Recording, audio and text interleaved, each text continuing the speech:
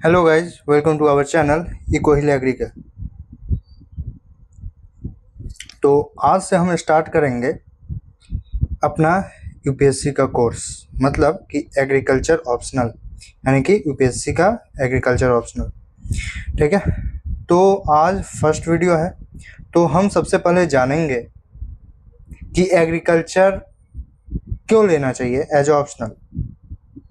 ठीक है, agriculture select क्यों करना चाहिए, एज ऑप्शनल क्यों करना चाहिए। ठीक है, तो वो सारी चीज़ें हम जानेंगे आज के वीडियो में। और फिर मैं क्या करूँगा, एक एक करके जो भी पेपर 1 पेपर 2 कैसे कैसे क्या क्या करना है, वो इसी वीडियो में वो सारी चीज़ें जो हैं मैं अच्छे तरीके से आपको डिस्कस कर दूंगा कि क्या क्या होगा इस चैनल में, क्या क्या आपको मिलेगा। ठीक है, so without any further delay let's start. तो हम क्यों सेलेक्ट करें एग्रीकल्चर एज ऑप्शनल, क्यों सेलेक्ट करें, क्यों करना चाहिए। तो आज हम क्या क्या टॉपिक कवर करने वाले हैं। सबसे पहले क्यों करना चाहिए, क्या करना चाहिए, क्या पढ़ना चाहिए, क्या नहीं पढ़ना चाहिए। ठीक है, उससे पहले यूपीएससी का ही ट्रेंड देख लेना चाहिए हमें कि यूपीएससी का ट्रेंड आखिर बोलता क्या है, कि क्या एग्रीकल्चर ऑप्शनल लेने से फ़ायदा है, क्या आपको 300 प्लस मार्क्स मिलेंगे। अगर मिलेंगे तभी तो लेने में फ़ायदा है ना। प्लस और भी सारी बातें हम करेंगे इस वीडियो में, जैसे कि कितना क्राउड है ना, कितना रिटर्न ऑफ इन्वेस्टमेंट मिल रहा है हमको इस एग्रीकल्चर को लेने से एज ऑप्शनल, या फिर क्या कॉपी चेक कैसे हो रहा है। ठीक है, वो भी डिसाइड करता है, वो भी डिटर्मिनेंट है हमारा ऑप्शनल सिलेक्शन का।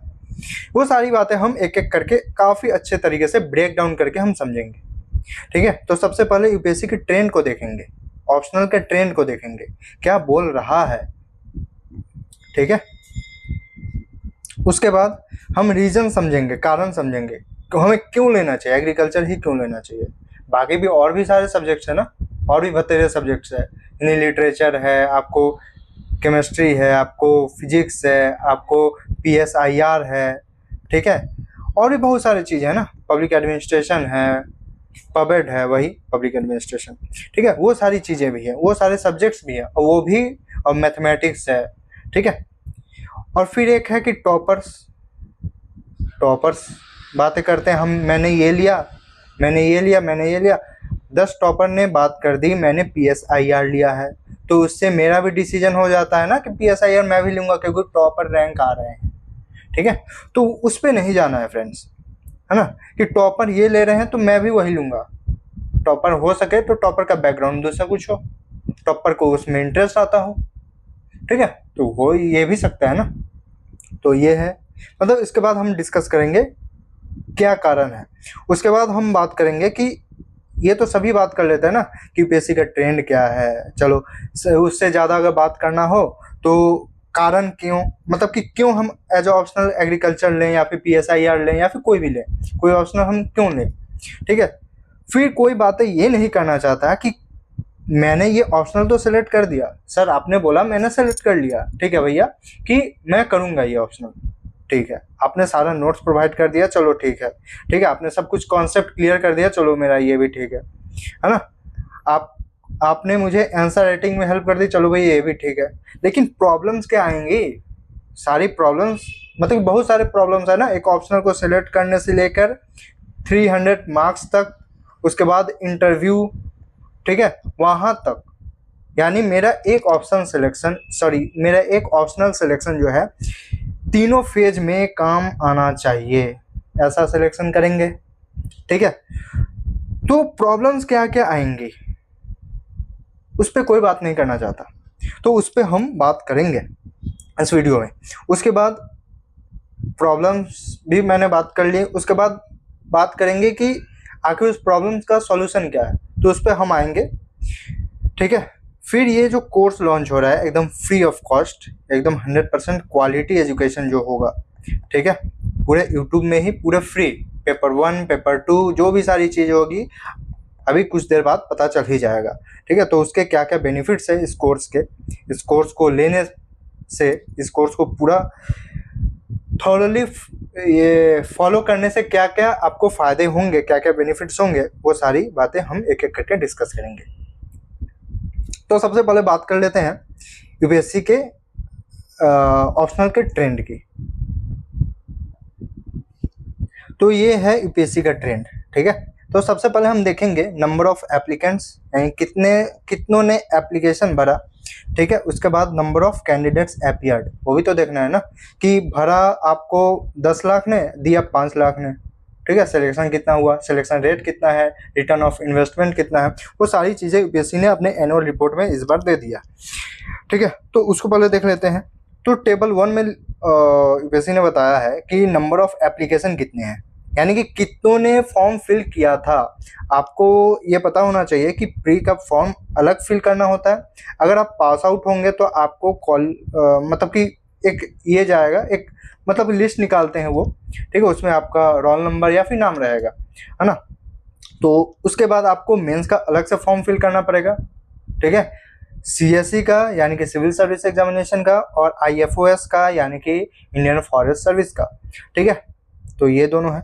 उसके बाद फिर इंटरव्यू के लिए कॉल आउट, अब मतलब कि कॉल आएगा, ठीक है। तो वो होगा, तो यानी कि हमें अलग अलग फॉर्म फिल करना पड़ता है। तो यही है फॉर्म फिलअप। उसी से तो जाना जाएगा ना कि कितने एप्लीकेशंस आए हैं, कितने एप्लीकेंट्स हैं, ठीक है। तो 2021-22 का है, 22-23 का है, 23-24 का है, ठीक है। इसके बाद का यूपीएससी ने नहीं दिया है ना। तो इसी को देख लेते हैं, ट्रेंड पता चल जाएगा, ठीक है। तो 21-22 की अगर बात करें तो सीएससी में या फिर स्टार्ट मतलब प्री का तो सेम ही होता है ना, ठीक है। तो उसमें 11 लाख, 11.25 लाख, है ना, 2021-22 में हुआ, ठीक है। फिर 11.5 लाख आपको 22-23 में, फिर 10 लाख, 10.25 लाख, 10.2 लाख आपको 23-24 में एप्लीकेशन उतने फिल हुए थे, ठीक है। उसमें से अपीयर कितने हुए भैया, तो अपीयर हुए हैं 21-22 में, भरे थे कितने, 11 लाख, 11.25 लाख, 11.12 लाख, ठीक है। और फिल कितने, सॉरी, और अपीयर कितने हुए थे प्री में, 5 लाख, है ना। 22-23 में फिल कितना किया था फॉर्म, 11.5, 11.5 लाख। उसके बाद अपीयर कितने हुए, 5.5 लाख के अप्रॉक्स, यानी 5.7 लाख, है ना। फिर 23-24 की बात करें तो एप्लीकेंट्स के जो नंबर है वो घट गए, ठीक है। तो 10 लाख, 10.25 लाख, 10.2 लाख। उसके बाद आपका 23-24 में ही आपको कितने आए, मतलब कि कितने अपीयर्ड हुए, अप्रॉक्स 6 लाख के करीब, 5.9, यानी कि अप्रॉक्स की बात करेगा 6 लाख, ठीक है। तो ये है हमारा डाटा। अब क्या है, उसके बाद मेंस का फॉर्म फिलअप किया होगा किन्होंने, 9,000, 13,000, 14,000, 14.5, ठीक है। और फिर अपीयर कितने हुए, इसमें भी कमी है, ठीक है। किसी का मेंस कंप्लीट नहीं होगा, किसी को डर लग रहा होगा, किसी को फियर होगा, ठीक है, किसी को कुछ होगा, किसी को कुछ होगा, मतलब कि जो भी उनका पर्सनल ये होगा, ठीक है। तो इस कारण से आपको 21-22 में 9.1 के फॉर्म फिलअप हुआ मेंस के लिए, ठीक है। और फिर अपीयर हुए एग्जाम में 1,000 कम, नहीं 1,000 कम नहीं है, ठीक है, 8.9 के होगा, करीब करीब 150-200 के करीब करीब एब्सेंट थे, ठीक है। और फिर अगर बात करें, इसमें 13,000 लोगों ने फॉर्म भरा एस्पिरेंट्स ने, और एग्ज़ाम देने कितने गए, 12,000, ठीक है। इसमें 14,000 ने फॉर्म भरा है, मैं अप्रॉक्स की बात कर रहा हूँ, ठीक है, एग्जैक्ट नंबर की नहीं। और फिर फॉर्म मतलब कि अपीयर होने गए 14,500, 14,500, 14,500, ठीक है, 500 के करीब करीब। तो वहाँ पे गैप होता ही होता है 500 के करीब, ठीक है। उसके बाद अगर मेंस की बात करें आईएफओएस की, यानी कि आपका फॉरेस्ट सर्विस की बात करें, जिसमें एग्रीकल्चर, एनिमल हस्बेंड्री, ठीक है, ये सब चीज़ें आएंगे एज ऑप्शनल में, है ना। तो ह्यूमैनिटी के सब्जेक्ट बेसिकली नहीं आते आईएफओएस में, ओके। तो 21-22 में 1357, और अपीयर कितने हुए, 12-17, ठीक है। और वैसे ही 22-23 में 1753, 1137 अपियर हुए। ठीक है, फिर 23-24 में आउट ऑफ 1669 1168 अपियर हुए, यानी कि यहाँ भी 500 का गैप्स दिख रहा है। ठीक है, यानी कि जितने फॉर्म फिलअप हो रहे हैं उतने जा नहीं रहे हैं, यानी कि सीरियस एस्पिरेंट कम है। ठीक है, तो इससे ये पता चला, यानी कि अगर हम आंसर राइटिंग यानी कि स्टेप बाय स्टेप, वो आज के क्लास में आपको बाद में पता चल जाएगा, स्टेप बाय स्टेप आप फॉलो करते जाओ। ठीक है, और आपको फिर उसका जो रिजल्ट है वो 1 साल बाद दिखने को मिलेगा ही मिलेगा 100% श्योरिटी के साथ। आगे बढ़ते हैं, यूपीएससी के ट्रेंड को कुछ और खंगालते हैं। अब यहाँ पे यूपीएससी ने दिया है कि सक्सेस रेट किसका ज़्यादा है, जो बैचलर्स डिग्री करते हैं या फिर जो हायर डिग्री करते हैं। ठीक है, बैचलर्स डिग्री में यानी कि कॉमन बीएससी, ठीक है, जैसे ह्यूमैनिटीज़ हो गया। ठीक है, यानी कि बीएससी आपका ज्योग्राफी से हो गया, या फिर बीए ज्योग्राफी हो गया, है ना, बीए ऑनर्स हिस्ट्री वगैरह हो गया। ठीक है, अगर इनसे करते हैं तो फिर अगर साइंस से करते हैं यानी कि बीएससी एग्रीकल्चर हो गया। ठीक है, या फिर आपका बीएससी फिजिक्स हो गया, ये सब हो गया। उसके बाद मेडिकल साइंस हो गया, फिर इंजीनियरिंग हो गया, ये बैचलर्स डिग्री हो गया बेसिकली। उसके बाद हायर डिग्री की अगर बात करें तो ह्यूमैनिटीज़ का, साइंस का, मेडिकल साइंस का, इंजीनियरिंग का, तो किसमें कितना परसेंट है सक्सेस रेट। ठीक है, उसको देख लेते हैं। तो bachelors degree, normal bachelors degree होते हैं 39.4%। ठीक है, और हायर डिग्री होते हैं 43.7%। यानी कि इससे कोई फर्क नहीं पड़ता कि आपका डिग्री कितना हाईली क्वालिफाइड डिग्री है, या फिर आप आईआईटी से आ रहे हो, या फिर आप नॉर्मल सा कोई भी एक प्राइवेट कॉलेज या फिर कोई भी एक गवर्नमेंट कॉलेज, एक नॉर्मल सा अपने गांव के ही कॉलेज में करके आ रहे हो, कोई फर्क नहीं पड़ने वाला। ठीक है, कितना ज़्यादा है, मात्र 4% का ही गैप है, तो इससे कुछ फर्क नहीं पड़ने वाला। ठीक है, आप मेहनत करोगे, आपकी मेहनत रंग लाएगी। उसके बाद अगर देखते हैं, अब फिर बोला जाता है कि ह्यूमैनिटीज़ के बैकग्राउंड जो है बैकवर्ड रहते हैं, मतलब कि ना एक होता है ना स्टेरियोटाइप कि ह्यूमैनिटीज़ वाले कम निकालते हैं, रिजल्ट कम निकालते हैं, इनको साइंस वाले या फिर मेडिकल सेक्टर वाले या फिर इंजीनियरिंग बैकग्राउंड वाले, इनको ज़्यादा बेनिफिट्स प्रोवाइड होते हैं।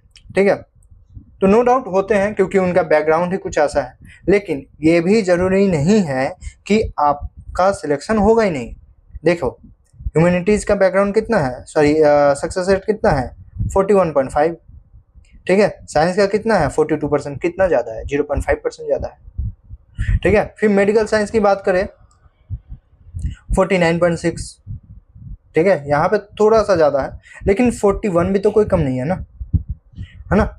और फिर इंजीनियरिंग की बात करें तो वो तो आपसे भी कम है, वो देखो, आप खुद देखो ना, यानी कि आउट ऑफ 100 स्टूडेंट्स 37 स्टूडेंट्स के अप्रॉक्स ही निकाल पाते हैं। वही ह्यूमैनिटीज़ बैकग्राउंड की बात करें, ठीक है, तो 41 या फिर 42 के अप्रॉक्स एवरेज की बात करें तो 41.5 निकाल ले जाते हैं। ठीक है, तो इससे कोई फ़र्क नहीं पड़ता आपका बैकग्राउंड क्या है, कोई फ़र्क नहीं पड़ता। ठीक है, आपने एग्रीकल्चर से किया है, आपने बीए ऑनर्स किया है, या फिर बीटेक किया है, या फिर बाहर से आके पढ़ के आए हो, कोई फ़र्क नहीं पड़ता। ठीक है, तो अब आगे देखते हैं, आगे किसी ने क्या बोला है, ट्रेंड क्या निकाला है। अब हम ऑप्शनल पढ़ने वाले हैं। ठीक है, तो ऑप्शनल की बातें तो जिक्र होनी चाहिए। तो ऑप्शनल सब्जेक्ट है, ठीक है, उसका सक्सेस रेट देखते हैं। तो सबसे पहले ही आता है एग्रीकल्चर हमारा, ठीक है, उसका 7.2%। ठीक है, अब जो नामी मतलब कि जो पॉपुलर ये है ना, जो पॉपुलर ऑप्शनल सब्जेक्ट है, उसको पकड़ के देखते हैं। एंथ्रोपोलॉजी बहुत कोई लेता है, 7.7%।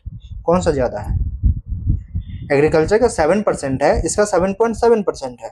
ठीक है, और इसका कैंडिडेट देखो कितने अपियर हो रहे हैं, एग्रीकल्चर में 152 यानी 150 के करीब ही पहुंच रहा है। ठीक है, वही एंथ्रोपोलॉजी का जो है 1800 पहुंचा है, 1800 स्टूडेंट एस्पिरेंट। ठीक है, तो क्राउड कहाँ ज़्यादा है भैया, क्राउड एंथ्रोपोलॉजी में ज़्यादा है, एग्रीकल्चर में नहीं है। एग्रीकल्चर, अब देखो, क्राउड ज़्यादा होने का मतलब आपकी कॉपी, आपका आंसर जो है ओवरसाइड हो जाएगा। मतलब कि जैसे कि एंथ्रोपोलॉजी में है 139 ही सेलेक्ट हुए हैं, ठीक है, यानी 1800 में से 179 ही सेलेक्ट हुए हैं, ठीक है। यानी कि आपको उस लेवल को उस लेवल पे अपने आप को पहुंचाना होगा जो कि 1800 में से 1799 को आपको बीट करना होगा। एक बात समझो, ठीक है। तो आपको इजी कौन सा पड़ेगा, जो 1700 को बीट करना है या फिर 150 को बीट करना है, कौन इजी है? सिंपल सी बात है ना, कोई भी कॉमन सेंस लगा के बता देगा भाई 150 को बीट करना ज्यादा इजी है। तो इसके कंपैरिजन में, सॉरी, एंथ्रोपोलॉजी के कंपैरिजन में अगर क्राउडिंग की बात करें तो एग्रीकल्चर में तो सही है ना, एग्रीकल्चर में सही है, ठीक है। तो एंथ्रोपोलॉजी की बात हो गई। उसके बाद देखते हैं, और ज्योग्राफी भी बहुत कोई लेता है, ठीक है। 7.5 कौन सा ज्यादा है भाई? 1260 यानी कि करीब करीब 12.5 यानी कि 1250, 1250 स्टूडेंट एस्पिरेंट वहां पे फिल किए थे, मतलब आंसर लिखा था उन्होंने, ठीक है। आपको 1200 को बीट करना होगा, ठीक है। जितना ज्यादा क्राउडिंग होगा उतना ज्यादा टफ आपको मेहनत करना पड़ेगा, उतना ज्यादा आपको टफ आंसर लिखना पड़ेगा, उतना ज्यादा आपको कीवर्ड्स पे ध्यान देने पड़ेंगे, उतना ज्यादा आपको वैल्यू एडेड मटेरियल्स को खंगालना पड़ेगा, उतना ज्यादा आपको सोर्स डाइवर्स करना पड़ेगा। एक बात समझो, ठीक है, क्योंकि कॉमन सोर्स तो सब पढ़ के जा रहे हैं ना, 1200 का 1200 कॉमन सोर्स पढ़ के जा रहा है, ठीक है। आप क्या एक्स्ट्रा क्या डाल रहे हो अपने आंसर में कि एग्जामिनर सही चेक करे, ठीक है। एग्जामिनर सब लाइन बाय लाइन नहीं पढ़ता, आपको मालूम है, मुझे भी मालूम है, ठीक है। और क्या है, मान लो आप एग्जामिनर के पॉइंट ऑफ व्यू से सोचो, कॉपी चेकर्स के पॉइंट ऑफ व्यू से सोचो कि जैसे कि आपको 150 कॉपी दिया गया, ठीक है, 150 कॉपी, जैसे 1800 है ना एंथ्रोपोलॉजी का, तो 150 कॉपी आपको मिला, भैया 150 कॉपी चेक करके दे दो, ठीक है। 5 प्रोफेसर्स हैं, कॉपी चेकर्स हैं, ठीक है, 150 कॉपी मिला, तो 150 कॉपी मिला तो आपको 150 चेक करना पड़ेगा। एक टाइम लिमिट ही है, उसके टाइम के बियॉन्ड जाके कॉपी नहीं देना है। स्कूल का एग्जाम नहीं है ये, यूपीएससी का कंडक्ट करवाया हुआ एग्जाम है, आपको एक टाइम लिमिट के अंदर ही आपको कॉपी चेक करके देना है, ठीक है। तो कैसे, आप ही सोचो, अगर आपको एग्रीकल्चर में आपको 15 कॉपी 20 कॉपी मिलता है, उसको चेक करने में ज्यादा मजा आएगा, या फिर वही बोरिंग सब एक ही लिखे होंगे एंथ्रोपोलॉजी या फिर बाकी का, उसको चेक करने में ज्यादा मजा आएगा। अब आप बोलो एक एक लाइन आप किस में पढ़ोगे? सिंपल सी बात है ना, 15 कॉपी मिला है, डेली हम 2-2 कॉपी चेक करेंगे, आराम से चेक करेंगे, आराम से पढ़ के अच्छे से नंबर देंगे। एग्जामिनर का पॉइंट ऑफ व्यू सोचो, ठीक है, डिकोड करो उसे, हो गया। तो एग्रीकल्चर का क्राउडिंग कम है, ठीक है, सक्सेस रेट सेम है, सिमिलर है, 7.2 है, किसका 7.7 है, किसका 7.5 है, कौन सा ज़्यादा है भाई, ठीक है। उसके बाद ये लिटरेचर हो गया। लिटरेचर में हिंदी लिटरेचर का ज़्यादा होता है एस्पिरेंट्स, ठीक है, इसमें थोड़ा सा ज़्यादा है, तो हिंदी लिटरेचर में पढ़ना भी ज़्यादा पड़ता है, ये आप जान लो, है ना। तो वो हो गया। उसके बाद फिर देखते हैं मैथमेटिक्स, इसमें तो और कम है। टॉपर्स कनिष्क कटारिया सर जो हैं, ठीक है, तो उन्होंने क्या लिया था, मैथमेटिक्स लिया था। क्यों? क्योंकि उनका बैकग्राउंड वो था, ठीक है, क्योंकि उनका इंटरेस्ट वो था, इसीलिए। और उसके देखा देखी बहुत सारे एस्पिरेंट्स ने बोला कि भाई मुझे लेना है, क्यों? क्योंकि इसमें नंबर उठ रहे हैं। भैया देख लो 6.3 ही सक्सेस रेट है, यहाँ देख लो 7.2 है एग्रीकल्चर में हमारे, ठीक है। और देखते हैं, बहुत कोई फिलॉसफी भी लेता है। अब बात कर लेते हैं PSIR की, ठीक है, 7.9 है, कौन सा ज़्यादा है, ठीक है। फिर पब्लिक एडमिनिस्ट्रेशन की 8.8 है, ठीक है। तो क्यों? क्योंकि एक बात को समझो, यहाँ पे ज़्यादा है, ठीक है, ज़्यादा एस्पिरेंट्स है, 2000 के करीब करीब एस्पिरेंट्स है, यहाँ पे 1800 के करीब करीब एस्पिरेंट्स है, ठीक है। जहाँ पे ज़्यादा एस्पिरेंट्स होंगे वहाँ पे नोट्स भी, कोचिंग इंडस्ट्री चलाने के लिए नोट्स भी तो कोचिंग वाले अच्छे एकदम मटेरियल वाले, एकदम क्या बोलते हैं, अट्रैक्टिव जो होते हैं वो नोट्स बनाएंगे।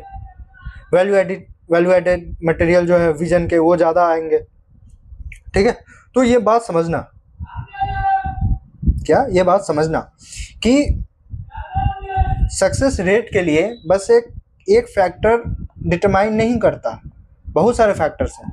ठीक है, नोट्स मार्केट में अवेलेबल है कि नहीं है, अगर हिंदी में आप जाते हैं, हिंदी मीडियम वाले हैं तो हिंदी में भी अवेलेबल है या नहीं है, कैसे अवेलेबल है, उसके टीचर्स अच्छे से पढ़ा रहे हैं या नहीं पढ़ा रहे हैं, ठीक है, या फिर खाना पूर्ति कर रहे हैं, आपके आंसर राइटिंग जो आप लिख रहे हैं उसमें वैल्यू एडिशन कैसे हो गया, आंसर को कैसे लिखना है, वो सारी चीज़ें बता रहे हैं या नहीं बता रहे हैं, आंसर सही से चेक कर रहे हैं या नहीं कर रहे हैं, आपका उस दिन एग्जाम का लक कैसा है, वो सारी चीज़ें डिपेंड करती हैं। ठीक है, तो बस एक चीज़ पे हम फोकस नहीं करने वाले हैं।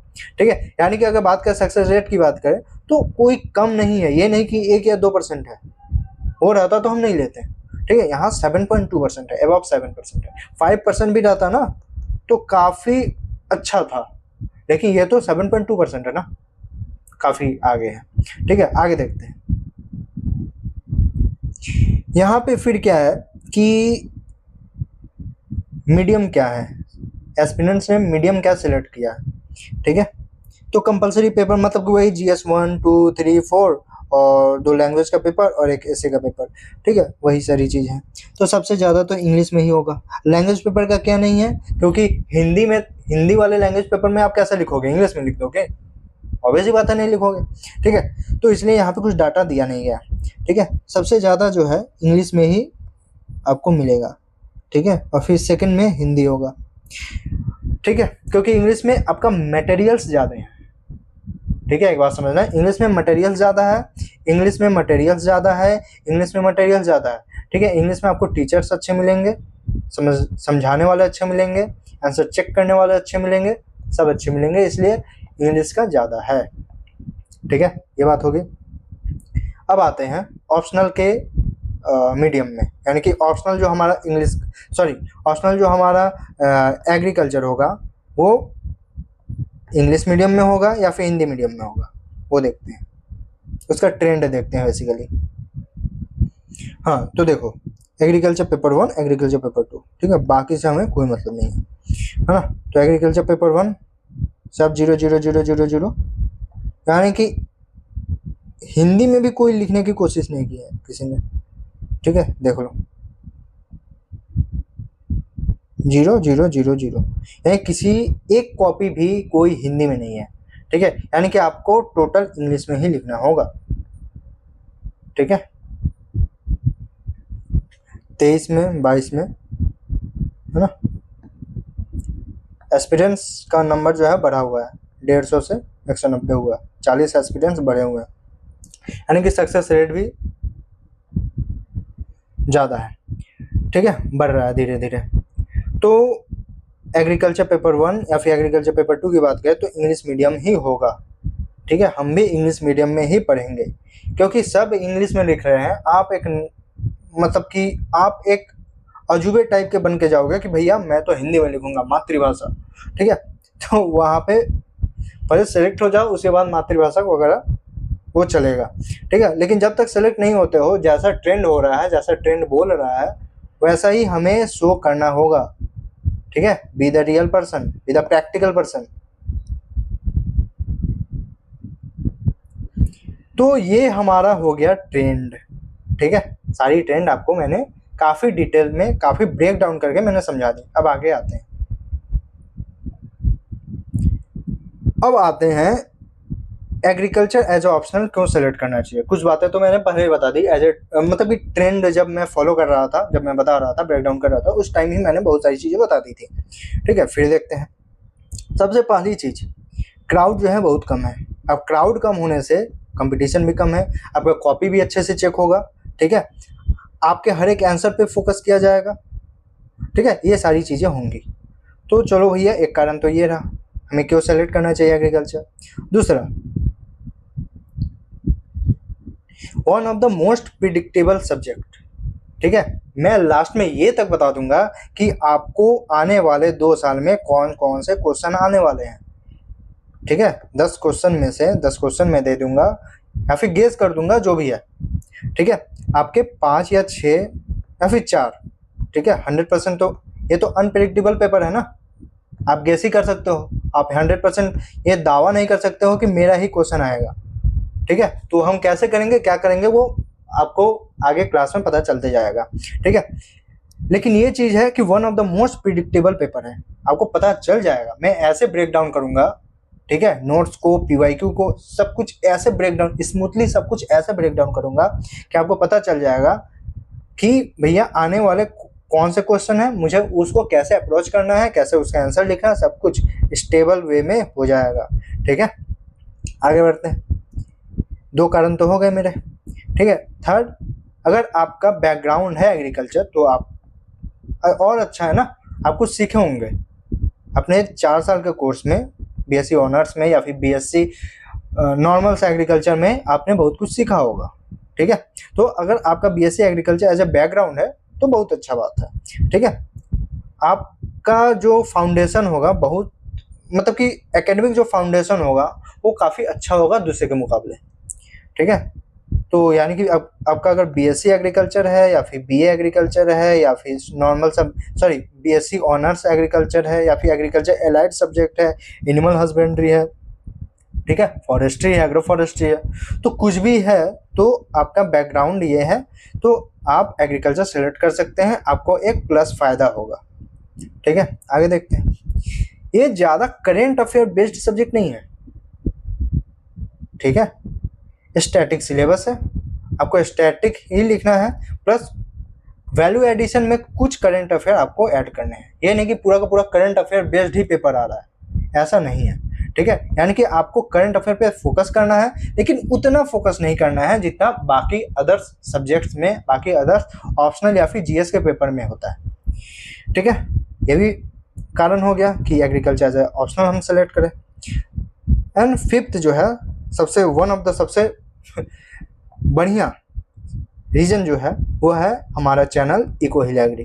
यानी कि यहाँ पे आपको आने वाले टाइम में, मतलब कि आज से तो स्टार्ट हो ही गया बैच, ठीक है, आपको सभी पेपर्स एक बाय एक करके एक एक टॉपिक को इतने अच्छे से ब्रेक डाउन करके पढ़ाया जाएगा, ठीक है।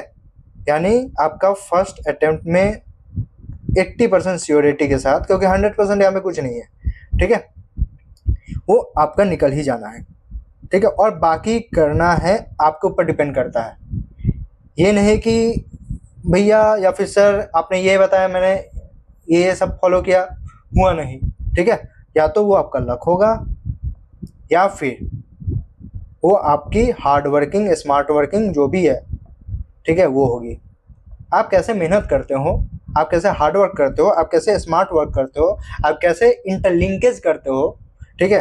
अभी ये वर्ड बहुत चला है, चलन में है यूपीएससी में कि interlinking of subjects, interlinking of GS in optional, ठीक है, इंटरलिंकिंग, एकदम short interlinking of optional in GS, ठीक है।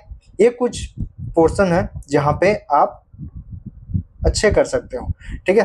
तो हमारा चैनल आपके साथ है हमेशा, हमेशा के लिए, ठीक है। उसके बाद रिटर्न ऑफ इन्वेस्टमेंट, आरओआई, ठीक है, काफ़ी ज़्यादा है, काफ़ी हाई है।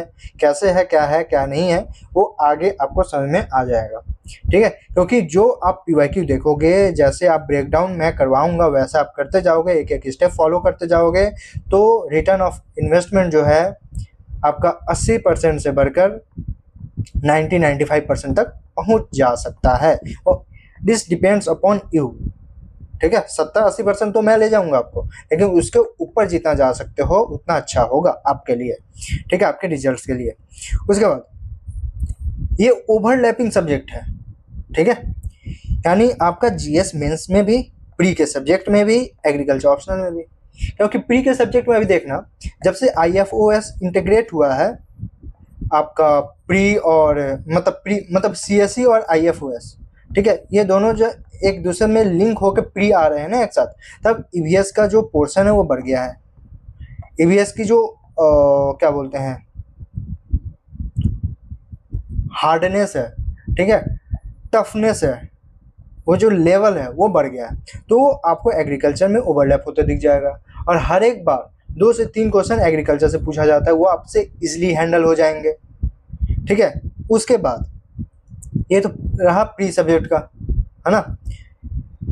उसके बाद बहुत सारे ज्योग्राफी के सब्जेक्ट भी क्लियर हो जाएंगे, इन्वायरमेंट पूरा का पूरा क्लियर हो जाएगा। फिर GS mains, agriculture GS paper 3 में आता है, ठीक है, इकोनॉमिक्स आता है ना, ग्रीन जीडीपी आएगा, ये सब एग्रीकल्चर में भी आता है। तो बहुत हद तक आपको जीएस मेंस में भी काम आएगा, प्लस इथिक्स में भी है, प्लस एसए में भी है, आप चाहोगे तो लिंक कर सकते हो। ठीक है, उसके बाद एग्रीकल्चर ऑप्शनल तो है ही, यानी कि तीनों एक दूसरे से लिंक्ड है। ठीक है, यानी कि ओवरलैपिंग अच्छा खासा है। तो ऑप्शनल वही सेलेक्ट करना चाहिए जिसमें ओवरलैपिंग अच्छा खासा हो। जैसे ज्योग्राफी सेलेक्ट करने वाले से आप अगर पूछोगे भैया आपने या फिर सर आपने मैडम आपने ज्योग्राफी ऑप्शनल क्यों सेलेक्ट किया, तो उनका पहला आंसर या फिर वन ऑफ द आंसर ये रहेगा क्योंकि भैया देखो, क्योंकि ओवरलैपिंग है, ज्योग्राफी मेरा प्री में भी कवर हो जाएगा, ज्योग्राफी मेरा मेंस में भी कवर हो जाएगा जीएस पेपर 1 में, और मेरा ऑप्शनल तो है ही, मैपिंग भी मेरा कवर हो जाएगा। तो यानी कि कवरेज जो है इसका भी ज़्यादा है। ठीक है, उसके बाद अब ये क्या है, इंटरव्यू में भी, पर्सनल डेवलपमेंट में भी, इंटरव्यू में भी, ठीक है, ये ओवरलैपिंग है। अब कैसे है भैया, एग्रीकल्चर का क्या है देखना, अभी क्या है, जो भी स्कीम्स, अधिकतर स्कीम्स जो है फार्मर्स के ऊपर डिपेंडेंट, मतलब फार्मर्स के ऊपर निकाला जा रहा है। ठीक है, बहुत सारे स्कीम्स फार्मर को बढ़ाने के लिए, सस्टेनेबल एग्रीकल्चर के लिए, एडेप्टेबिलिटी के लिए, ठीक है, ये सारी चीज़ें निकाली जा रही है। क्लाइमेट रेजिलिएंट एग्रीकल्चर हो रहा है। ठीक है, इंटरनेशनल लेवल पे भी एग्रीकल्चर की बातें हो रही है, ऑर्गेनिक फार्मिंग की बातें हो रही है। ठीक है, ये सारी चीज़ें हैं। उसके बाद हेल्थ पे बात होगा, हेल्थ पे बात होगा तो एग्रीकल्चर पे बात आएगा ही आएगा। ठीक है, फिर प्राइमरी सेक्टर्स होंगे इकोनॉमिक्स का, वो एग्रीकल्चर में है। ठीक है, तो वो भी कवर होगा। प्लस आप एक सब्जेक्ट पढ़ोगे एग्रीकल्चर एक्सटेंशन। ठीक है, तो एग्रीकल्चर एक्सटेंशन जो है वो काफ़ी बहुत हद तक आपको हेल्प कर देगा आपके इंटरव्यू में, कि कैसे आपको अप्रोच करना है फार्मर्स को, कैसे आपको फार्मर्स को गरीबी के ये से बाहर निकालना है, कैसे आप मास मोबिलाइजेशन करोगे, वो सारी चीज़ें एग्रीकल्चर एक्सटेंशन में आपको पढ़ना ही पढ़ना है। ठीक है, तो वहाँ से आपको स्किल्स आएगा, वहाँ से आपको कॉन्फिडेंस आएगा। ठीक है, तो ये सारी चीज़ें हैं, ये सारी इम्पॉर्टेंट रीजंस हैं जिसके कारण, जिससे हम ये होता है कि एग्रीकल्चर को हम सेलेक्ट करें एज एन ऑप्शनल। ठीक है, आगे देखते हैं। इसके बाद अगर हम बात करें तो प्रॉब्लम्स की, तो मैंने सब कुछ कर लिया, एग्रीकल्चर सेलेक्ट कर लिया एज एन ऑप्शनल। ठीक है, तो आने वाले टाइम में during the period of 1 year या फिर 1.5 या फिर 2 ईयर्स के प्रिपरेशन के ड्यूरेशन में मुझे क्या क्या प्रॉब्लम्स फेस करने होंगे उसके बारे में तो डिस्कस कर लें। पता चला मैंने इतना मोटिवेट कर दिया कि आपने ले ही लिया ऑप्शनल, कि चलो भाई इको हिल एग्रीकल्चर, मतलब कि इको हिल एग्री जो चैनल है उसमें सब कुछ फ्री कंटेंट मिल रहा है, अवेलेबल है, डेली डेली आएगा, मैं डेली डेली देखूंगा, आंसर राइटिंग करूँगा, ये सब करूँगा। ठीक है, मेरा सिलेक्शन हो जाएगा। लेकिन बीच में क्या होगा, जैसे यहाँ से आपने स्टार्ट किया, यहाँ आपका इंटरव्यू है, यहाँ पे आपका सिलेक्शन होगा, बीच में जो इतना बड़ा फेज है ना, किसी का 1 साल, किसी का 2 साल, किसी का 3 साल लगता है। ठीक है, 3 साल के पीरियड में क्या क्या प्रॉब्लम फेस करने होंगे ये तो कोई बात ही नहीं करता, तो उस पर हम डिस्कशन करते हैं। ठीक है, क्योंकि ट्रांसपेरेंट रहना है, क्योंकि जीएस पेपर 4 इथिक्स में भी एक टॉपिक आपको पढ़ना है ना, ट्रांसपेरेंसी, अकाउंटेबिलिटी। तो ट्रांसपेरेंट आपको रहना है, अकाउंटेबल मुझे रहना है। ठीक है, तो सब कुछ ट्रांसपेरेंट मैं बता दे रहा हूँ। तो प्रॉब्लम क्या क्या फेस करना पड़ेगा, सबसे पहले वेग सब्जेक्ट है ये। कैसा सब्जेक्ट है भैया, मेरा वेग सब्जेक्ट है। वेग सब्जेक्ट को बोलने का मतलब कि बहुत ब्रॉड सिलेबस है। ठीक है, डिफाइन करना डिफिकल्ट है कि भैया ये सब्जेक्ट, ये जो टॉपिक लिखा है सिलेबस में, आपको प्रूफ दिखाऊंगा। ठीक है, ये जो टॉपिक लिखा है सब्जेक्ट, ये सिलेबस में जो टॉपिक लिखा है ये किस सब्जेक्ट का है या फिर कैसे है, क्या नहीं है, समझ में नहीं आता है। ठीक है, तो फिर क्या करें, मैं बैठा हूँ, इको हिल एग्री चैनल बैठा है। ठीक है, मैं आपको प्रूफ दिखाता हूँ क्या वेग सब्जेक्ट का।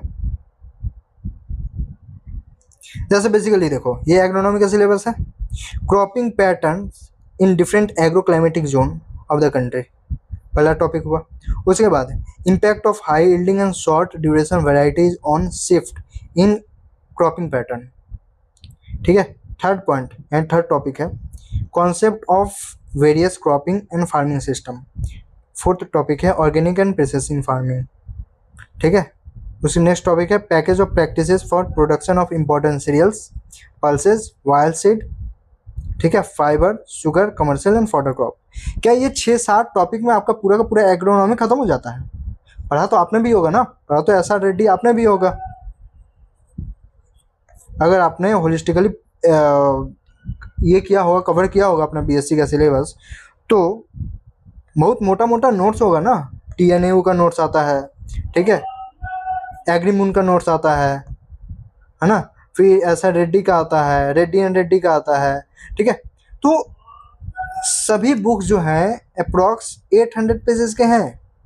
तो कि यार 6 से 7 टॉपिक जो यूपीएससी ने बनाए हैं, हमें प्रोवाइड करवाए हैं, क्या उससे मेरा पूरा का पूरा एग्रोनॉमी सिलेबस खत्म हो जाएगा? ऑब्वियस सी बात है, नहीं खत्म होगा। तो सिलेबस ही आपने वेग डाला है, तो हम क्या क्या कैसे तैयारी करें, ठीक है, तो वही समझ में नहीं आता है। फिर देखो सिलेबस को अगर गौर से देखोगे तो क्रॉपिंग पैटर्न्स अलग मतलब अलग टॉपिक है एकदम, ठीक है। एग्रो क्लाइमेटिक जोन अलग टॉपिक है, ठीक है।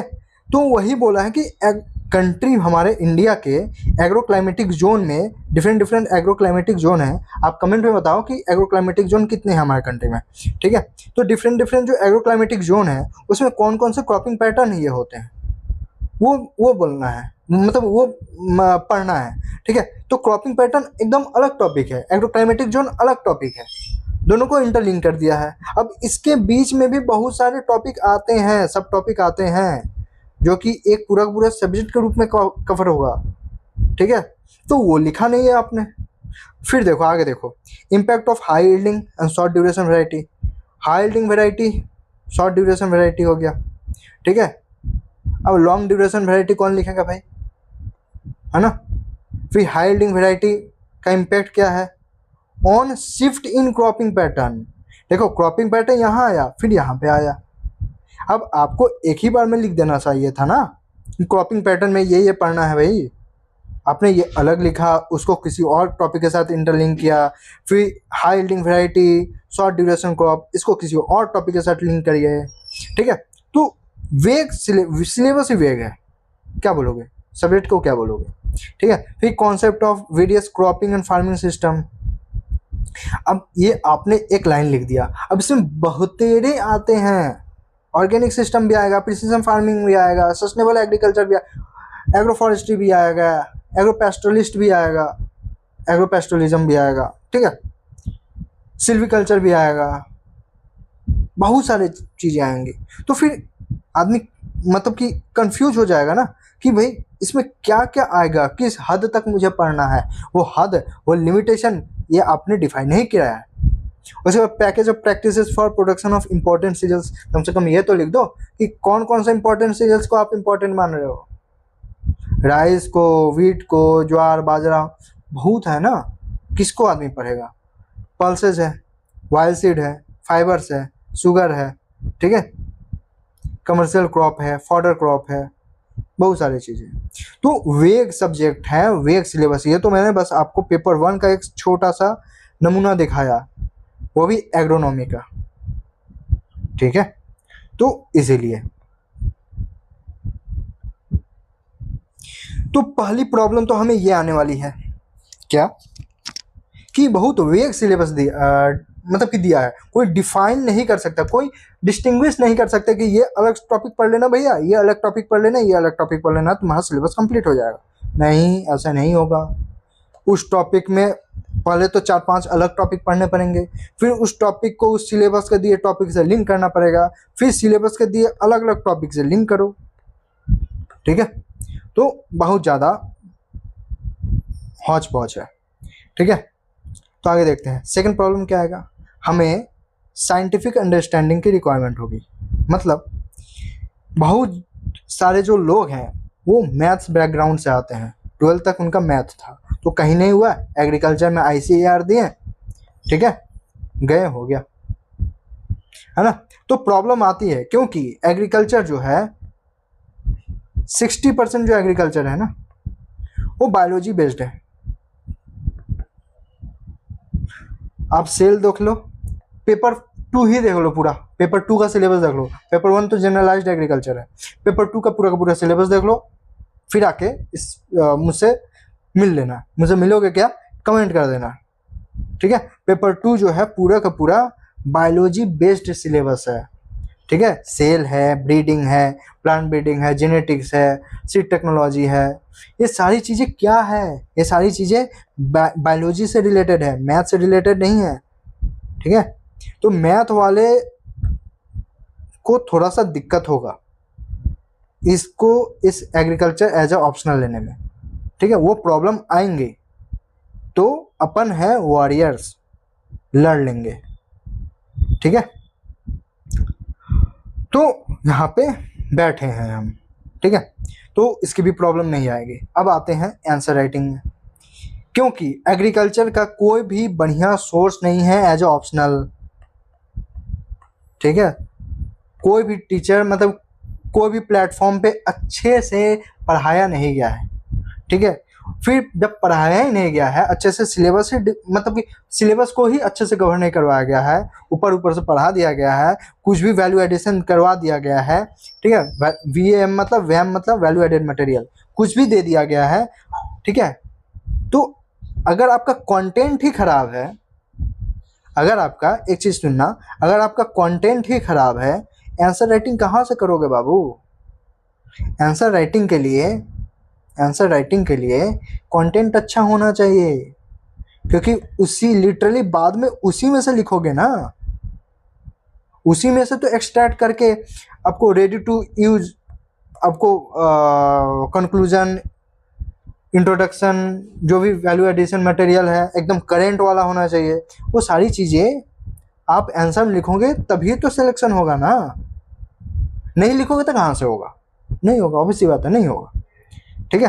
यानी कि आंसर राइटिंग में भी चैलेंज है, ठीक है।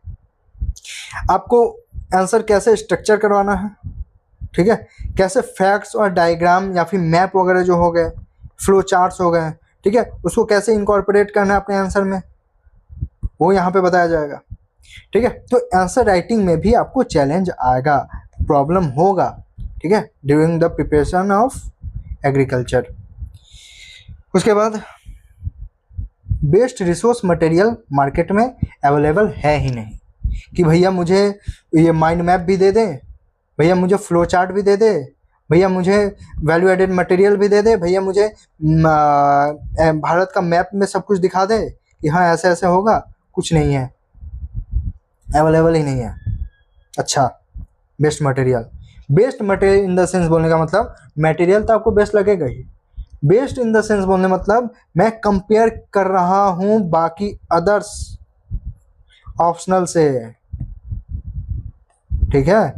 PSIR का जो जितना वैल्यूएबल मटेरियल्स है, क्या उतना एग्रीकल्चर का मार्केट में अवेलेबल है, जाके पता कर लेना, नहीं है, ठीक है।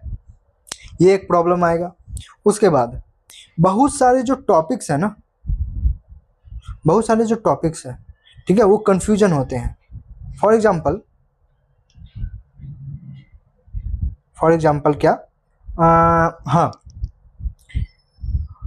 आपको बहुत सारे सीरियल्स का पढ़ना होगा, रेनफॉल, ठीक है, ह्यूमिडिटी, इसका ये, इसका वैरायटी, इसका वो, ये सब, वो सारी चीज़ें, प्लस बहुत सारे स्कीम्स पढ़ने होंगे एग्रीकल्चर एक्सटेंशन में, प्लस इकोनॉमिक्स, एग्री इकोनॉमिक्स, ठीक है, ये सारी चीज़ें, प्लस बायोलॉजी अगर आपका बैकग्राउंड नहीं है, ठीक है, बहुत सारी जो टॉपिक्स हैं वो समझने में दिक्कत होगा, ठीक है, बहुत सारे टॉपिक्स में जो है कन्फ्यूजन होगा। जैसे आपने 4 साल का BSc कर लिया होगा, अपने ऑनेस्टी पे ध्यान देना, ठीक है, सच पे ध्यान देना, क्योंकि एट द एंड आप ही को पता है कि आपका मेहनत कितना है, ठीक है, आपने कैसे मेहनत करी थी पूरे साल भर, और आपका रिजल्ट आया तो सेटिस्फैक्ट्री है या नहीं है। अगर आपने मेहनत करी थी, 1 या 2 साल में आपका रिजल्ट आने वाला है, आएगा ही आएगा 100% श्योरिटी के साथ,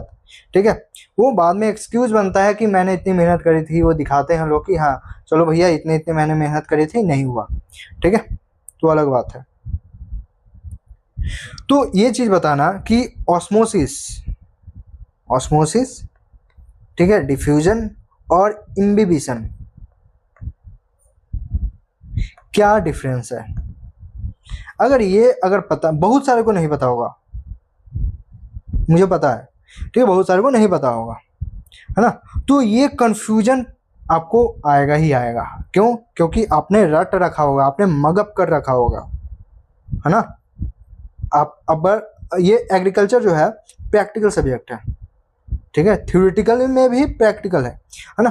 तो अगर आप मगअप करोगे एक प्रैक्टिकल सब्जेक्ट को, नहीं समझ पाओगे, ठीक है, छट जाओगे, फेलियर में आ जाओगे, तो ये है ना। तो निमोनिक वगैरह आपको प्रोवाइड करवाए जाएंगे यहाँ पे, और भी बहुत सारी चीज़ें हैं, आगे डिस्कस करेंगे। उसके बाद कोई सिंगल बेस्ड टीचिंग प्लेटफॉर्म नहीं है। एक चीज़ समझना, एक कंपनी है, ठीक है, उसने एग्रीकल्चर ऑप्शनल या फिर कोई भी एग्रीकल्चर सब्जेक्ट को लॉन्च किया, ठीक है, क्या 100% श्योरिटी है कि उसके पांचों के पांचों टीचर 5 आउट ऑफ 5 आपको सेटिस्फैक्ट्री पढ़ा पाएँ, सेटिस्फैक्ट्री समझा पाएँ, आपको सबके नोट्स इक्वली समझ में आए, सबके नोट्स इक्वली अच्छे लगे? क्या सबके नोट्स में से आंसर राइटिंग करोगे तो 100% आंसर निकल जाएगा?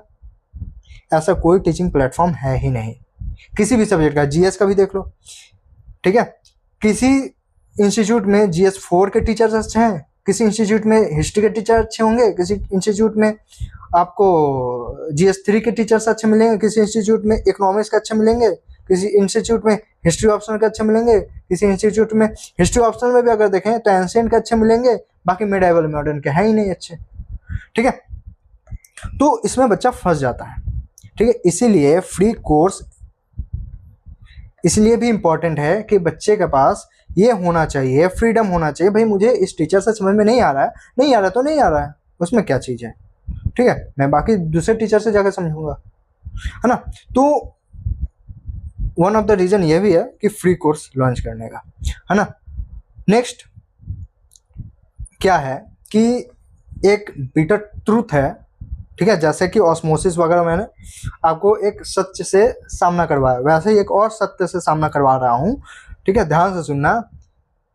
कोई भी कॉलेज टाइम में एग्रीकल्चर को एज ए सीरियस सब्जेक्ट नहीं लेता है, जिसका खामियाजा भुगतना पड़ता है उसको 4 साल बाद।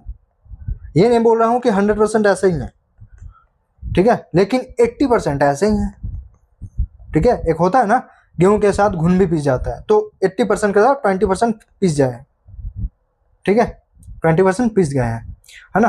तो वही चीज़ है, एग्रीकल्चर को कोई सीरियसली नहीं लेता है, ठीक है।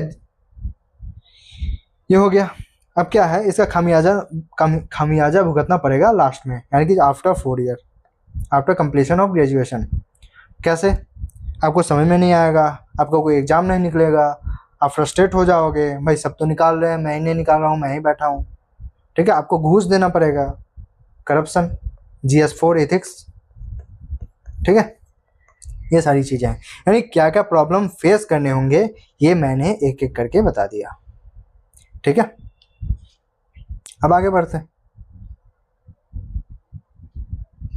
अब यहाँ पे एक चीज़ देखो, यहाँ पे ये PYQ है, ठीक है, UPSC का 2020 का है, ठीक है, 20 मार्कर है, 20 मार्कर है, 2020 का है, और क्वेश्चन नंबर 3B है, ठीक है, पेपर 1 का है ना। तो इसमें क्या पूछा है, क्लासिफाई नेचुरल रिसोर्सेस, ठीक है, discuss the step for long term conservation of natural resources, है ना। सबसे पहले मतलब कि यहाँ पे इंटरलिंक किया है नेचुरल रिसोर्स को, ठीक है, फिर लॉन्ग टर्म कंजर्वेशन को, फिर इसको, यानी कि बहुत सारे इंटरलिंकेज हैं, उसको फिर स्टेप बताना है ना। तो आपको कैसे कैसे लिखना होगा, कैसे क्या लिखना होगा, कैसे क्या नहीं लिखना होगा, कहाँ पे डायग्राम बनाएगा, ठीक है, किस टाइप के क्वेश्चन में कैसा डायग्राम बनेगा, किस टाइप के क्वेश्चन में आपको कैसा इंट्रोडक्शन होगा, कैसा कंक्लूजन होगा, बीच का बॉडी पार्ट क्या होगा, वो सारी चीज़ें यहाँ पे मतलब कि लिखने में प्रॉब्लम होगी आपको, ठीक है, अगर आप अच्छे से नहीं पढ़े हो। अगर आप इंटरलिंकेज ऑफ 2 सब्जेक्ट एग्रीकल्चर में ही 2 सब्जेक्ट्स आप इंटरलिंकेज नहीं करते हो, 2 टॉपिक्स आप इंटरलिंकेज नहीं करते हो, तो आपको आंसर लिखने में काफ़ी परेशानी आ सकती है, ठीक है, तो ये भी एक one of the problems, one of the major problem है। आगे बढ़ते हैं। हाँ, तो आ गया हमारा मेन पॉइंट, बेनिफिट किसका, ये इस फ्री कोर्स का, यानी जो ये जो इको हिलागी जो यूट्यूब चैनल है, यहाँ पे जो फ्री कोर्स स्टार्ट होगा, आज से स्टार्ट हो गया है, ठीक है। तो फिर क्या इसका क्या फ़ायदा है, कैसे क्या है, तो उसको देख लेते हैं। आपको क्या क्या फ़ायदे होंगे, आपको क्या क्या बेनिफिट्स होगा, ठीक है, आपको क्या क्या मिलेगा इस कोर्स से। तो 100% फ्री क्वालिटी एजुकेशन है, सिंपल सी बात है ना, फ्री है तो 100% फ्री होगा ही, ठीक है। और हाँ, क्वालिटी एजुकेशन है, ये नहीं कि भाई फ्री है तो कुछ भी पढ़ा दे रहा है बंदा, ठीक है। आपको आगे दिखेगा कि क्वालिटी एजुकेशन में किस पर्पज से बात कर रहा हूँ, ठीक है। आपको स्टेप बाय स्टेप उठाया जाएगा, यानी पहले बेसिक कॉन्सेप्ट जो है वो क्लियर करवाया जाएगा, फिर धीरे धीरे वो आपको एडवांस लेवल पे आपको ले जाया जाएगा, यानी कि step by step concept building आपका होगा, बेसिक से एडवांस लेवल तक आपको ले जाया जाएगा। क्लियर हो गया। नेक्स्ट देखते हैं, नेक्स्ट फायदा आपको क्या मिलेगा। सारे सब्जेक्ट्स आपको कंप्लीट करवाए जाएंगे, पेपर 1 से लेकर paper 2 complete course, full coverage, कोई एक टॉपिक छूटेगा नहीं, कोई एक वैल्यू एडिशन छूटेगा नहीं, कुछ नहीं छूटेगा। फॉर एग्जांपल यहाँ पे देखो, पेपर 1 है, पेपर 2 है, ठीक है।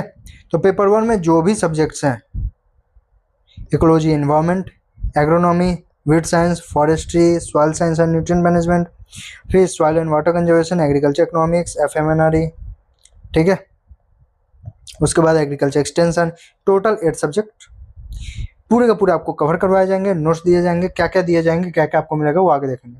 पेपर 2 में 7 subjects, cell biology and genetics, plant breeding, seed production and technology, plant physiology, horticulture, plant protection, feed, फिर सबसे last food production nutrient management, ठीक है। आपको सब कुछ कवर करवाया जाएगा। 8 + 7 कितना हुआ, 15, टोटल 15 सब्जेक्ट्स आपको कंप्लीट करवा के दिए जाएंगे, ठीक है। यानी आपको सारे सब्जेक्ट्स का, इंटायर सिलेबस का फुल कवरेज होगा, ठीक है। उसके बाद सारे PYQ ब्रेकडाउन होंगे, और ब्रेकडाउन ऐसे होंगे ना कि देख के मज़ा आ जाएगा, ठीक है। फिर बोलोगे कि सर भैया मुझे GS का भी करके दे दो, ठीक है। कब से कब तक होगा, 11 से 25, ठीक है। 26 का तो अभी हुआ नहीं है, तो 11 से 25 है ना। PYQ सॉल्व करवाए जाएंगे, PYQ का थीम अलग अलग होगा, कैसे क्या होगा अभी बता रहा हूँ, ठीक है। फिर इन डेप्थ एनालिसिस होगा, ब्रेकडाउन होगा, एक एक पॉइंट को समझेंगे। जैसे कि कोई एक क्वेश्चन दिया है ना, हर एक क्वेश्चन का वर्ड को समझेंगे, ये वर्ड क्यों आया है, इस वर्ड से हमें क्या डिराइव करना है, डायरेक्टिव वर्ड्स क्या है, हमें कैसे क्या करना है, किसमें क्या लिखना है, किसमें क्या डायग्राम बनाना है, सब कुछ total A to Z। For example agronomy का PYQ मैं देख लेता हूँ, ठीक है। सबसे पहले बताता हूँ एग्रोनॉमी का PYQ। सबसे पहले तो सिलेबस है, सिलेबस हमने डिस्कस किया। सिलेबस में एक था cropping pattern in different agro climatic zone of the country, पहला ही टॉपिक था। ये तो मेरा सिलेबस का टॉपिक हो गया। अब इस टॉपिक के अंदर कौन कौन से PYQ आए हैं वो डिस्कस होगा। सॉरी गाइज, ठीक है। तो हर एक टॉपिक को उठाया जाएगा, उसमें कौन कौन से PYQ आज तक आए हैं 11 से लेकर 25 तक में, वो डिस्कशन होगा, ठीक है। फिर होगा कि कौन सा टॉपिक है, कौन सा थीम है, ठीक है, कितने नंबर का है, कितने मार्क्स का है, कब आया था, कौन सा नंबर का क्वेश्चन है, ठीक है। और ये तक डिस्कशन होगा कि क्वेश्चन नंबर 1 में हर एक साल कौन सा ये हो रहा है, मतलब कि कौन सा सब्जेक्ट से आ रहा है, ठीक है, और कितने नंबर में ये आ रहा है क्वेश्चन, और कौन सा टॉपिक रिपीटेटिव है, कौन सा टॉपिक कितनी बार रिपीट हुआ है, कौन सा थीम कितनी बार रिपीट हुआ है, कौन से थीम से कैसे क्वेश्चन आ रहे हैं, कौन से थीम से किस टॉपिक से क्वेश्चन बन रहे हैं, कैसे बन रहे हैं, और उसमें क्या डिमांड कर रहा है एग्जामिनर, ठीक है, यूपीएससी क्या डिमांड कर रहा है, वो सारी चीज़ें एक एक करके हम डिस्कशन करेंगे, ठीक है।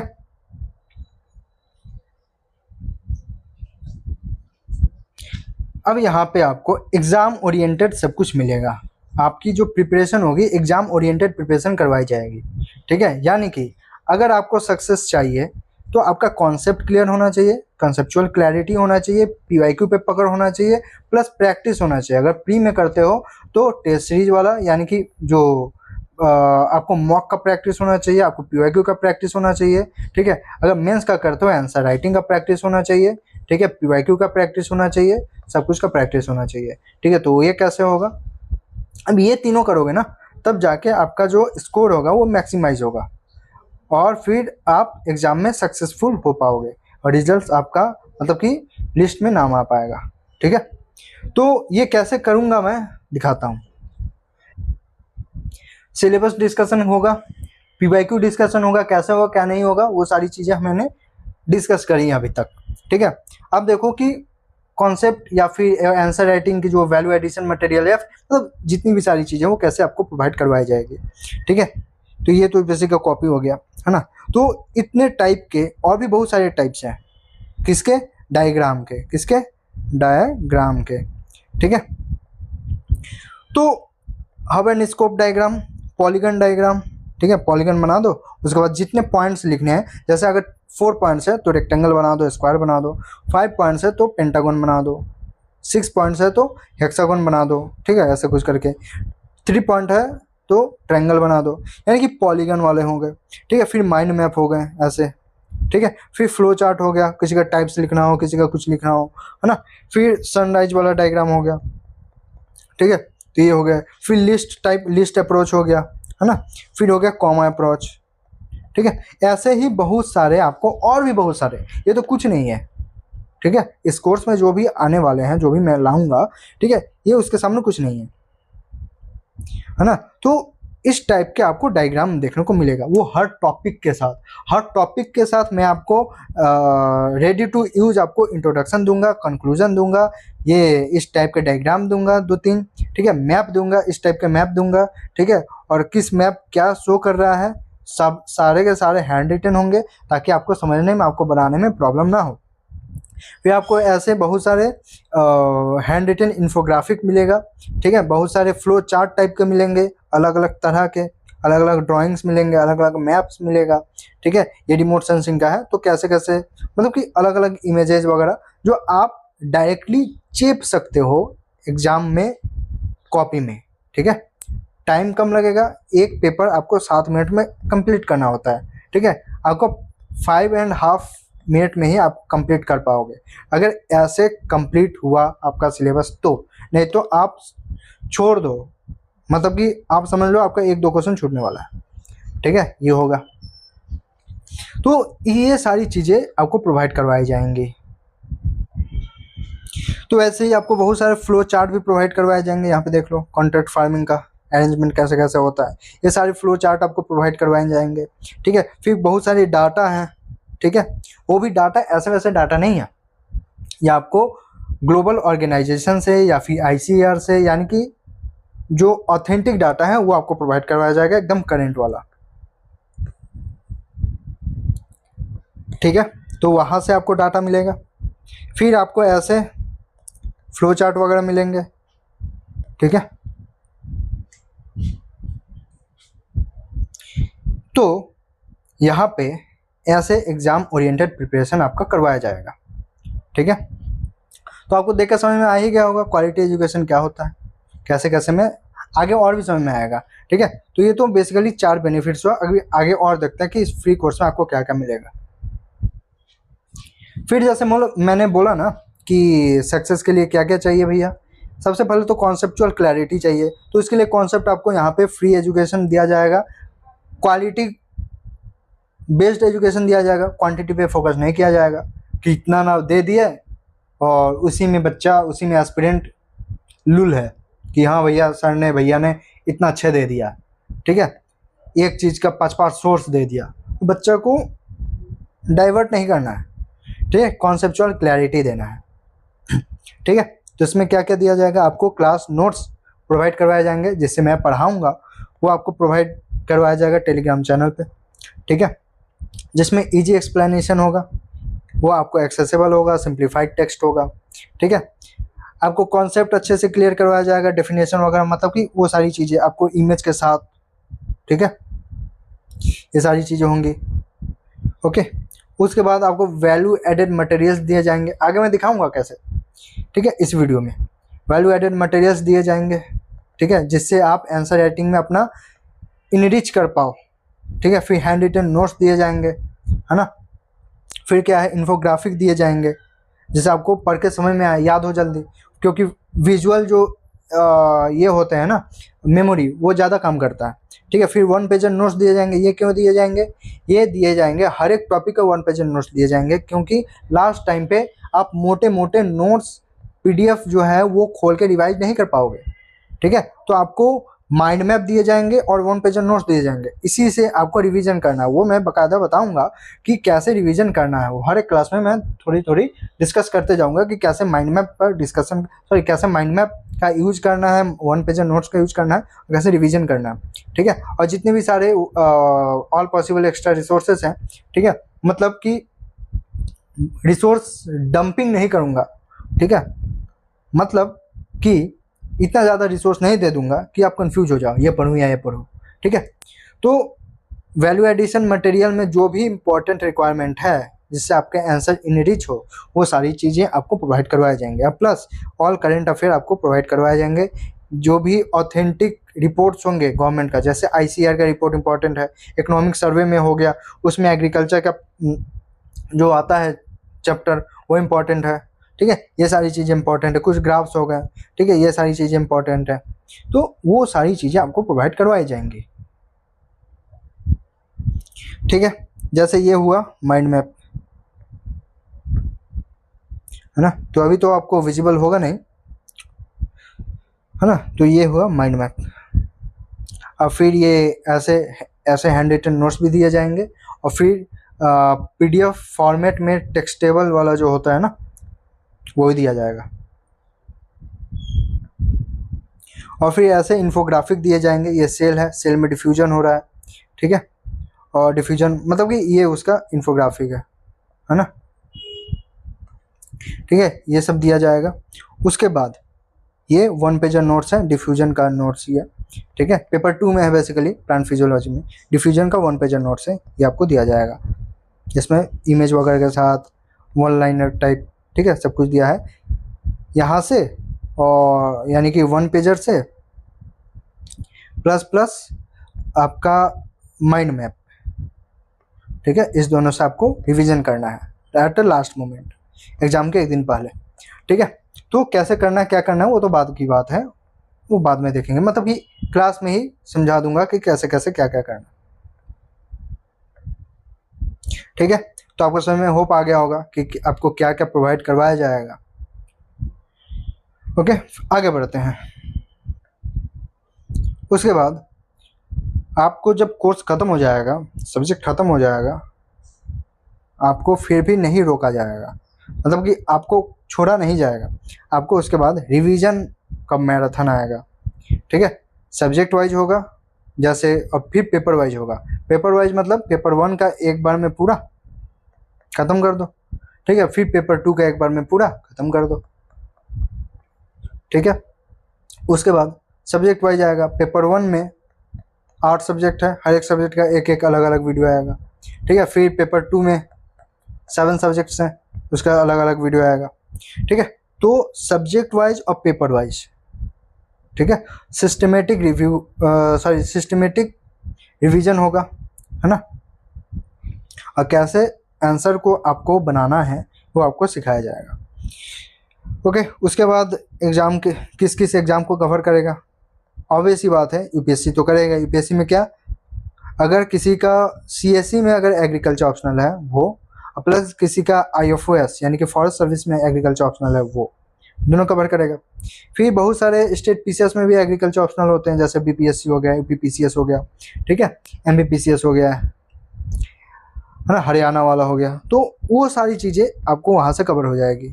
और भी बहुत सारे जो 1 डे एग्रीकल्चर एग्जाम है, क्योंकि ये पूरा होलिस्टिक कवरेज है ना, तो सारे सब्जेक्ट तो कवर हो ही जाएंगे, तो वहाँ से आपको बहुत सारे MCQ भी आपको बन जाएगा, ठीक है।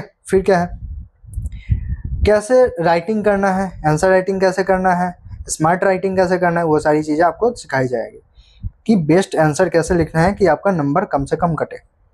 उसके बाद आंसर राइटिंग का प्रैक्टिस किया जाएगा। हर एक सब्जेक्ट से, हर एक टॉपिक से आपको 5, 10, 20 क्वेश्चन आपको प्रोवाइड करवाए जाएंगे, उसका मॉडल आंसर प्रोवाइड करवाया जाएगा, ठीक है। और हो सके, मैं ये कंफर्म नहीं कर रहा हूँ, अगर हो सके तो कॉपी चेक भी होगा, ठीक है, ये मैं कंफर्म नहीं कर रहा हूँ।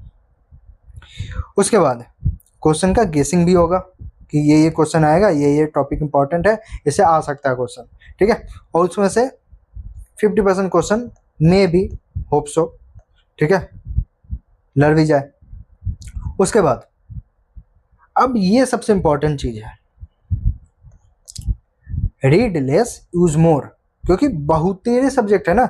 GS1 में कितने सब्जेक्ट है, GS2 में कितने सब्जेक्ट है, 3 में कितने हैं, 4 में कितने हैं, ठीक है। फिर ऑप्शनल दोनों पेपर मिला लो, 14 सब्जेक्ट, 15 सब्जेक्ट, ठीक है। फिर ऐसे का अलग से तैयारी करो, ठीक है। फिर क्या है, English language paper, Hindi language paper, मतलब इतने सारे सब्जेक्ट पढ़ने हैं। तो इसीलिए क्या है कि स्मार्ट तरीका, स्मार्ट राइटिंग करो। इसलिए क्या है, कम पढ़ो, read less use more, RLUM, ठीक है। ये फंडामेंटल फॉर्मूला है, याद कर लो। यानी कि हम एक ही चीज़ पढ़ेंगे, उसको 17 जगह, 36 जगह, 50 जगह हम यूज करेंगे, ऐसे पढ़ेंगे, ठीक है। और क्या है, कैसे पढ़ेंगे, हम आंसर राइटिंग के फॉर्मेट में ही पढ़ेंगे, ठीक है। क्योंकि एट लास्ट मोमेंट हमें एग्जाम निकालना है, हमें PhD नहीं करना है, हमें कॉन्सेप्चुअल क्लैरिटी चाहिए प्लस आंसर राइटिंग दोनों साथ में होगा, ठीक है।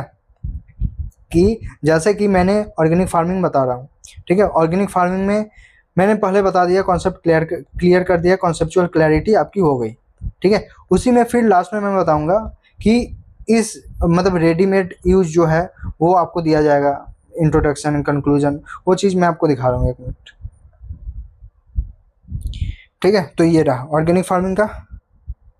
अब कैसे कैसे क्या क्या करना है वो जब क्लास होगा, स्टार्ट होगा, उस टाइम बताऊंगा, ठीक है। तो यहाँ पे 3 डेफिनेशन है, आप जो भी चाहो वो लिख सकते हो एग्जाम में, ठीक है। ऑर्गेनिक फार्मिंग का एक नॉर्मल सा डेफिनेशन, ठीक है, और एक USDA का दिया हुआ डेफिनेशन, एक FAO का दिया हुआ डेफिनेशन, ठीक है। तो आप जो भी चाहो वो लिख सकते हो, आपको ये सारी चीज़ प्रोवाइड करवाई जाएगी आफ्टर द लेक्चर, है ना। फिर रेडीमेड इंट्रोडक्शन हो गया, रेडीमेड कंक्लूजन हो गया, यानी कि आपको पूरी तरह से तैयार किया जाएगा, ठीक है। तो यहाँ पे हमारी वीडियो ख़त्म होती है, हमारी क्लास, हमारी लेक्चर ख़त्म होती है, ठीक है। अगर अच्छे से समझ में आया हो कि कैसे प्रिपेयर करना है, कैसे क्या करना है, तो इस कोर्स को फॉलो करना, वो आपके ऊपर डिपेंड है, ठीक है। अगर अच्छा लगे तो इस चैनल को सब्सक्राइब करना, हमारे जो सोशल हैंडल्स हैं, ठीक है, तो उसको भी फॉलो कर लेना। और प्लस टेलीग्राम मस्ट है, ज्वाइन कर लेना, क्योंकि वहीं पे सारे नोट्स वगैरह आपको प्रोवाइड करवाए जाएंगे, लेक्चर्स के लिंक आएंगे, सारी चीज़ें वहीं पे होगी, ठीक है। तो वो तो ज्वाइन कर ही लेना, ठीक है। तो होप सो फिर दोबारा मिलते हैं, जल्द मिलते हैं। जय हिंद।